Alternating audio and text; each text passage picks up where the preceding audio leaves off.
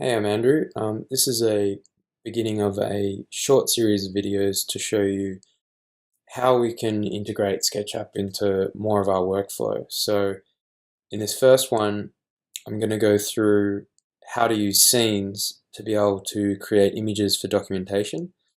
And then in the next episode, we'll probably look at how to create DXF files from SketchUp. So one of the most powerful things that we've got here is, let's say we've created our model. We can create scenes which reveal and hide different parts of this model to create a sequence of images, which we can then upload to SketchUp. So one of the important steps in being able to make this easier is, one of the tricks about scenes is when you start creating scenes, and you might be hiding and revealing certain things, different layers, different objects. Once you actually start in that process of creating scenes, if you create a new layer at this point, that layer will always be visible in all scenes. So that can create a problem, because it means that if you realize you forgot to put an object in somewhere, and you create a new layer, that object's now going to be visible on all your scenes. So there's a script that we found here on this thread called add hidden layer, and I'm going to upload this onto the wiki, and this works in SketchUp 2014, and it should work in older versions as well. But basically, once you've got this little script, you copy it into your plugins directory, which for me is in this path here. But to show you how to get to it from scratch, you click Go, hold Alt, go to your library. On a PC, it's going to be a little bit different, but there's going to be documentation that shows you how to get to your plugins folder. You want to go to Application Support, and then find SketchUp, your current version, and then you'll see in here there will be a under SketchUp you'll see a plugins folder, and you just want to copy this file into there. Then when you actually execute SketchUp, you will see that you have this little function here. And what that means is, let's say I've been going through my workflow, and on this particular scene, which I'll go into more depth into how scenes work later, but let's say on this particular scene, we're going to be looking at this motor in more detail. And I might realize I wanted to create some text. So if I draw that text and I call it motor bracket or something like that, and I then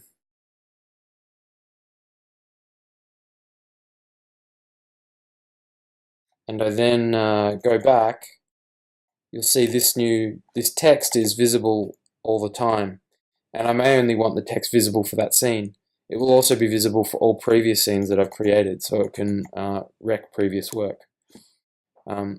What's really useful is to then use the add scene layer, and this will create a scene layer, a layer that is named after the current scene and is visible only for the current scene.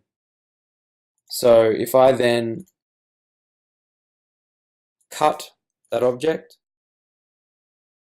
and click on my scene layer, and then I click paste in place, we now have that text on that layer. Now you can see it's no longer visible in the other scenes except scene 4. So to continue, when we've got scenes, you really want to think about how you're going to arrange things in layers. Layers can save you a lot of time. You don't want to be going and trying to find out some object that got hidden so that you can unhide it in some previous state.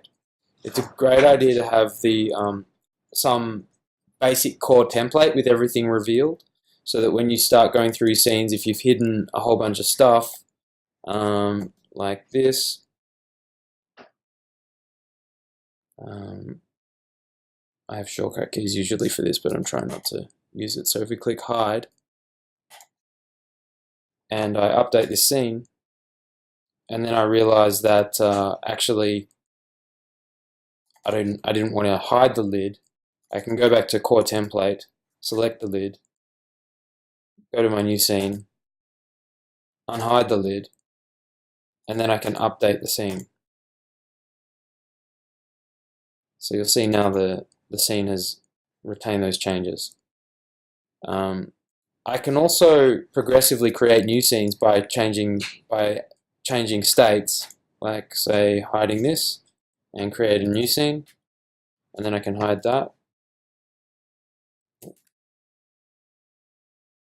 I can hide that and create a new scene, and it will create a little flow.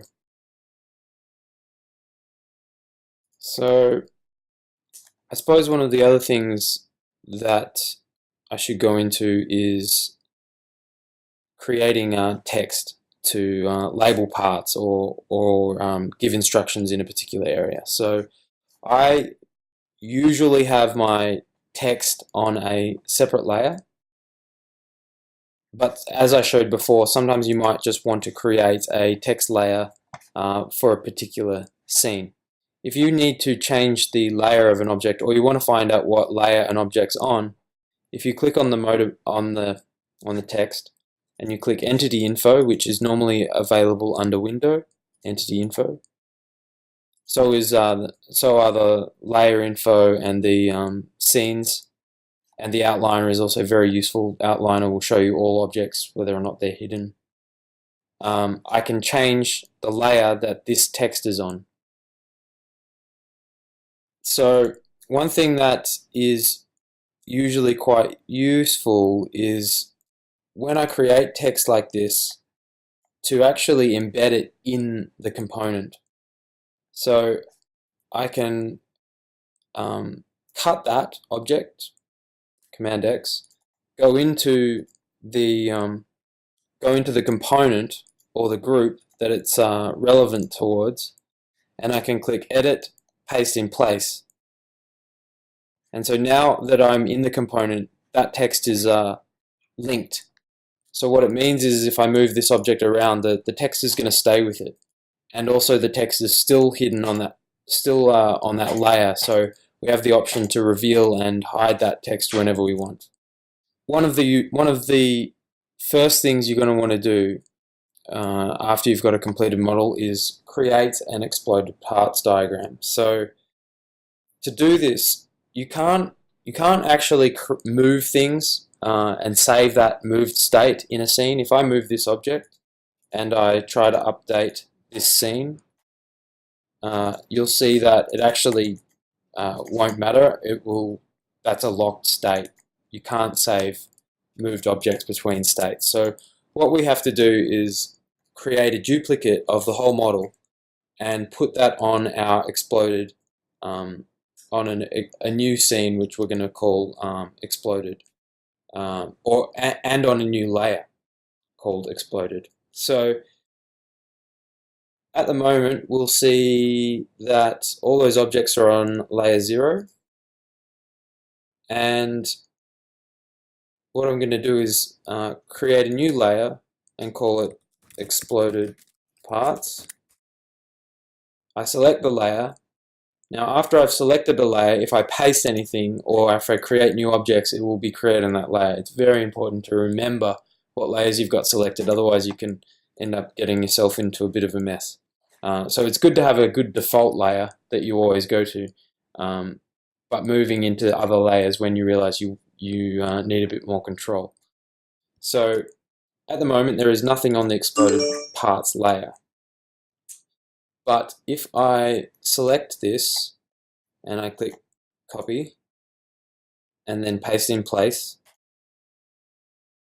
it will have two copies, and one of them will be residing on the exploded parts and one of them will be on layer 0.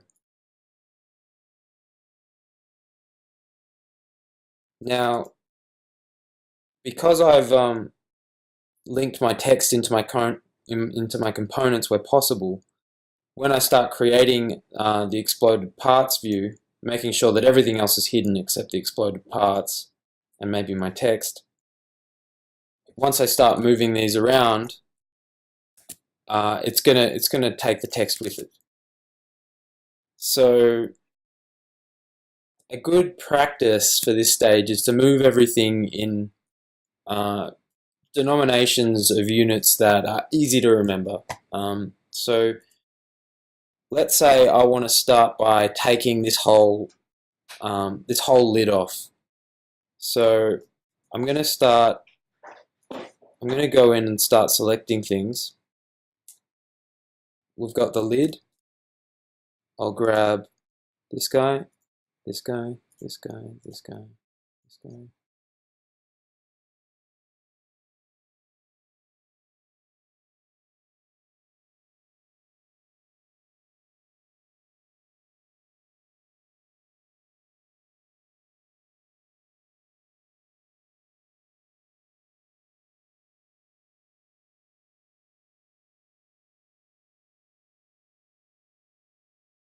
And we can just do a test to see if we got everything by moving everything, and we can undo later. So we forgot some bits. We forgot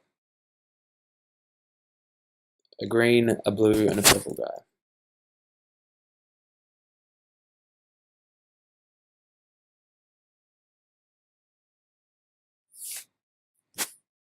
Oh, wait, we have a duplicate. It seems we actually did get it. So now that I've got all those, just to start with, I'm going to start moving them up on this axis, and a good distance it looks like might be about 40 units. So I could stick to multiples of 40. Now, if I move the mouse until we've got a snap there, you'll see it snapping onto the axis. We can then type in 40 inches, and we've moved everything up there. Now, this stuff isn't important, so I'm just going to get rid of it. Okay, so now you can see that we've got our separate layer, and we can continue to move parts around to create our exploded view. One of the things you have to be aware of when you're going to go into this process of hiding and unhiding things through scenes is you need all of those components that are going to be hidden and unhidden available at the top level. For example, if we had these parts here, and in a particular scene I wanted to hide these two components which are inside another component, the scene will not work. You need all of these objects available at the top level. So it's okay if you decide that you needed to pull something out to be able to document it. So for example, you'll see here, these parts here are not part of this component because I needed to demonstrate them at different stages in a piece of documentation.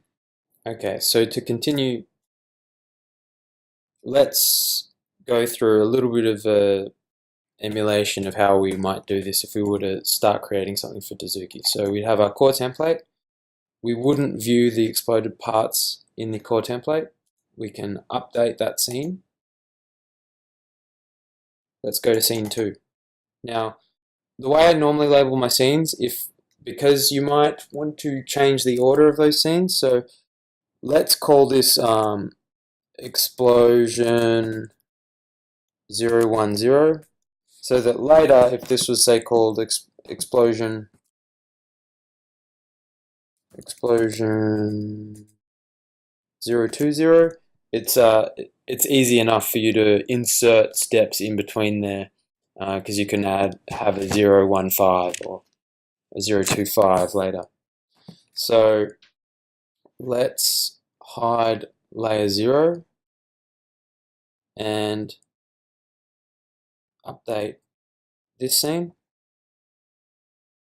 By the way, there's some shortcut keys here that I think are really crucial to be able to do this process quickly. So you want to assign a shortcut key to update scene, which I've got assigned to you.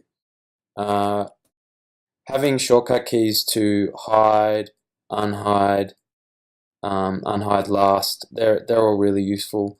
Hide rest of model is also extremely useful. If you're in a component, if you're doing some work on it, if I hide the rest of the model, it lets me work on the component and just keeps the view really clean, so it's kind of isolated.